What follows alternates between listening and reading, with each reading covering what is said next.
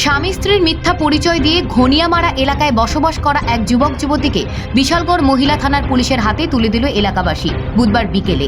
জানা যায়, দীর্ঘদিন যাবৎ ঘনিয়ামারা এলাকায় বিহারের এক যুবক বিলোনিয়ার এক যুবতীকে স্ত্রীর পরিচয় দিয়ে ঘনিয়ামারা এলাকায় বসবাস করছিল।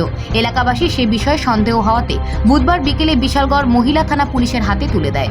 জানা যায়, বিহার রাজ্যের যুবক রাহুল গুপ্তা বিলোনিয়া এলাকার সাথী নামক এক যুবতীকে মিথ্যে স্ত্রী বানিয়ে এলাকায় বসবাস করছেন। জানা যায়, পূর্বে রাহুল গুপ্তা বিহার রাজ্যে 3টি বিয়ে করেছেন। সে বিষয়টি বর্তমানে থাকা মূল যুবতী জানতে পারেনি। বর্তমানে বিশালগড় মহিলা থানা পুলিশের হেফাজতে রয়েছে বহিরাজ্যের যুবক এবং বিলোনিয়ার যুবতী। ये हमारा त्रिपुरा का लड़की है। तू तो हरियाणा में 2 को छोड़ के आ गया ना, इसके साथ डिवोर्स भी नहीं हुआ। वो कैरेक्टर लेस है। और তোর কে তারা? আপনার বাড়িতে তারা শুনলাম 3 মাস ধরে থাকতেছে। তার বাড়ি কোথায়? তারা কি প্রথম দীপক আইছে? না না আপনি না বাস দীপককে দিয়ে হেরে আইছে, কিন্তু যাচাই করছি হে আইব কি নাই। দীপককে? দীপক হে তো হে হেরে জিজ্ঞাসা করছি, হেরে সব কিছু আছে, হেরে চিন্তা আমরা সব কিছু দিছি। প্রথম কিন্তু একবার আইছে। তাদের বাড়ি কোনখানে?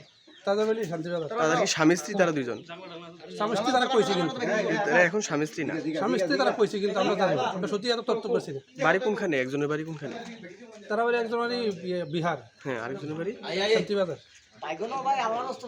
শান্তিবাজার বাস, কিন্তু প্রথমবার একবার আইছে। আপনারা কি জানেন না? মানে শুনলাম তারা নাকি স্বামী স্ত্রী না, একটা এলাকার মানুষ। তারা কইছে স্বামী স্ত্রী, ঠিক আছে।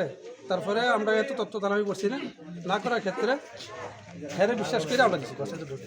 বাস এতটুকু আমরা। আপনার এই যে কোন জায়গা এটা? আপনার নাম? রুহেল। আপনার বাড়ি তো?